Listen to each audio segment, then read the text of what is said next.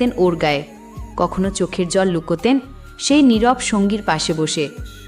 যশোদা মা গলায় দড়ি পুড়িয়ে বলতেন, এই নে তোর ভাই এসেছে।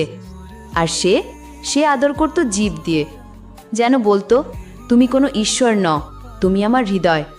আর আজও যুগ যুগ ধরে ভক্তরা মনে করে তাকে এক নামেই, নন্দিনী, একটি গুরু, এক মা, এক নিঃস্বার্থ ভালোবাসার প্রতীক। তাই তো শ্রীকৃষ্ণ গোপাল নামে পূজিত হন, জীবের বন্ধু, প্রকৃতির সন্তান, প্রেমের ঈশ্বর। এই লীলাটা যদি আপনার হৃদয় ছুঁয়ে যায়, তাহলে এখনই কমেন্ট করুন, জয় শ্রীকৃষ্ণ। নিমিষেই কেটে যাবে আপনার জীবনের খারাপ সময়। সকালে ঘুম থেকে উঠে প্রতিদিন যদি 3 বার করে এই মহামন্ত্রটি জপ করেন, তাহলে আপনার জীবন সুখ, শান্তি এবং সমৃদ্ধিতে ভরে উঠবে।